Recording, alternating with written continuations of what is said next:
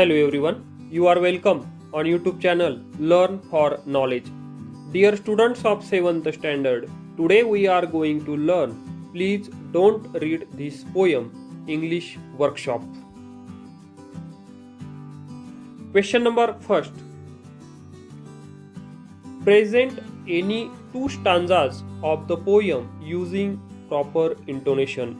या कवितेतील कोणतीही दोन कडवी योग्य चढ उतारासह वर्गात सादर करायची आहे.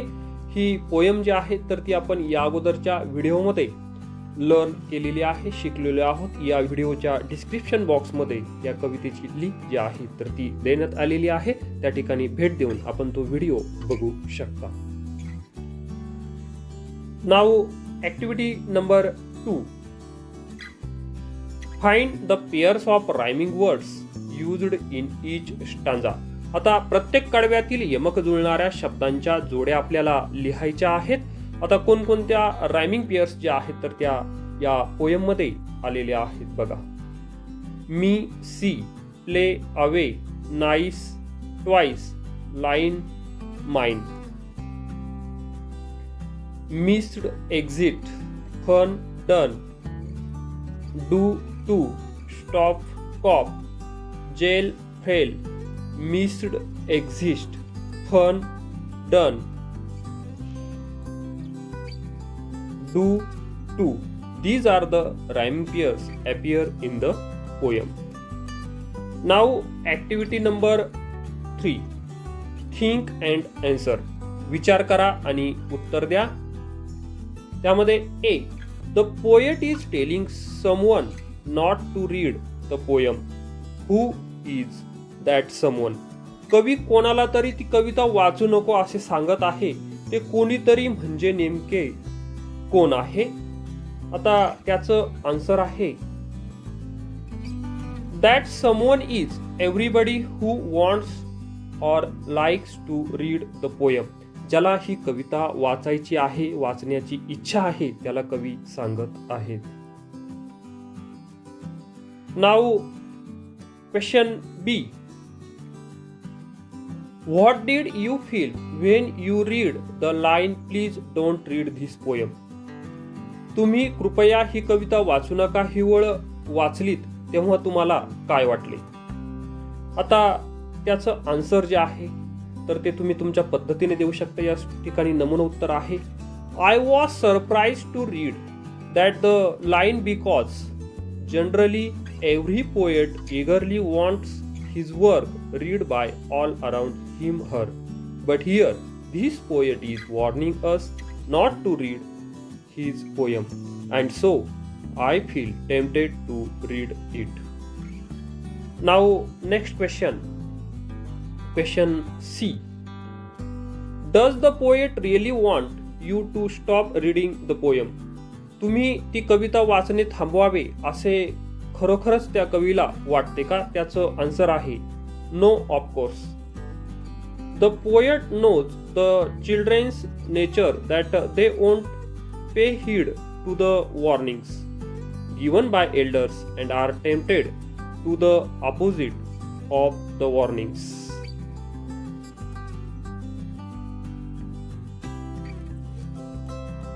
Now next question D. What does the poet mean when he says tell all your friends and family they shouldn't read it too? इथे दिलेल्या ओळीतून कवीला काय म्हणायचे आहे? आता काय म्हणायचं आहे कवीला? The poet means to say that the friends and family also should behave opposite of the warning and should read the poem. Now question E. What situation the lines remind you of? Put the poem down now and slowly back away. येथे दिलेल्या ओळी तुम्हाला कोणत्या प्रसंगाची आठवण करून देतात? आता कोणत्या प्रसंगाची आठवण करून देतात? When parents compel me to study instead of playing, I avoid it and move away backwards from study as I feel it unpleasant at that moment. Now, question number 4. Decide whether the following things are right or wrong. Give your reasons for your answers. पुढील गोष्टी बरोबर आहेत की चुकीच्या आहेत हे ठरवा. तुमच्या उत्तरामागचे कारण सांगायचं आहे. आता ए, रीडिंग समवन्स लेटर, कुणाचं तरी पत्र वाचणे हे योग्य आहे किंवा अयोग्य आहे. त्याचं आन्सर आहे it's wrong thing because it is his her personal belonging. It is considered as a bad manner to read such letter. It is violation of moral principles. Now, number 2. Number B. Reading someone else's diary. कोणाची तरी diary वाचणे. त्याचा answer आहे It is wrong things to do. A diary contains the person's personal experiences and his her private thoughts. We have no right to go through it or peep at the personal diary secretly. Now, C. Look at the keyboard when someone is typing a password. कुणीतरी password लिहित असताना तो keyboard बघत राहणे. त्याचा answer आहे it's wrong, कारण हे चुकीचं आहे. It is a crime to find out someone's password with the intention of knowing it for misuse. Now, eavesdropping, listening to other people's conversation without their knowledge. कोणाचं तरी चोरून ऐकणे. त्याचा आन्सर आहे it is wrong thing. It is a bad habit to listen to others' conversation secretly to find information about their private life, especially if it is for spreading rumors. Now, next. E. Trying to get someone's address, phone's number, email ID without their knowledge. एखाद्याच्या माहिती व्यतिरिक्त त्याचा पत्ता, phone number किंवा email I D मिळवणे किंवा त्याचा प्रयत्न करणे. It is wrong thing and a crime if it is done intentionally to misuse them to one's own advantage or to harass the person with unpleasant things. Now, question 5th. Read the lines in the given table carefully. Use your imagination and name the situations in which these lines may have been used by the speaker. दिलेल्या तक्त्यातील ओळी काळजीपूर्वक वाचा. तुमची कल्पनाशक्ती वापरा आणि बोलणाऱ्या व्यक्तीने ती वाक्य कोणत्या प्रसंगी वापरलेली असावीत ते लिहायचं आहे.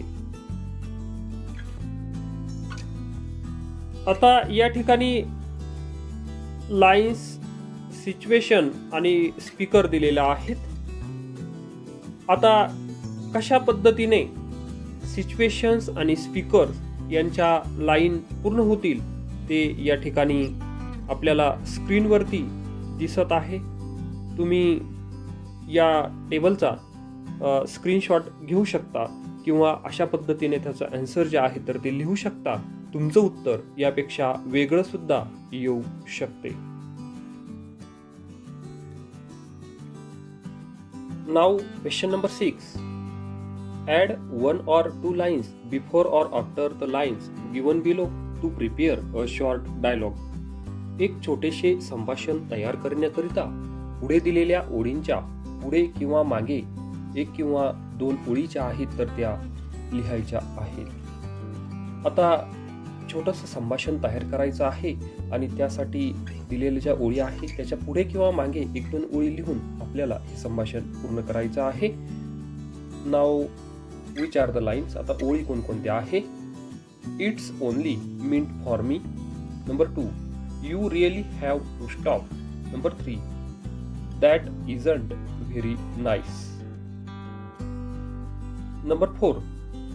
There's only one solution. Now number 1. It's only meant for me.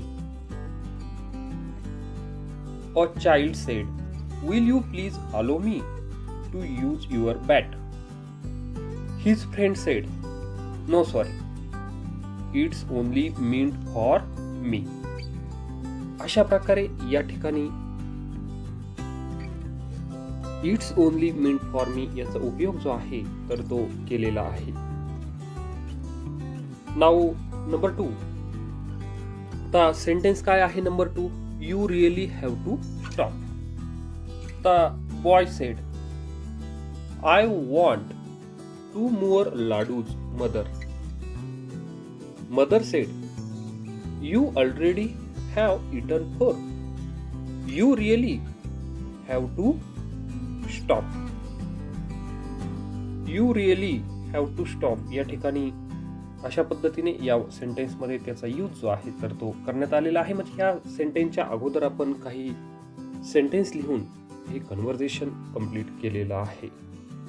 Now number 3. आता सेंटेन्स काय आहे? That isn't very nice. Father said, "what are you doing with the dog?" Deepa said, "I am pulling its tail.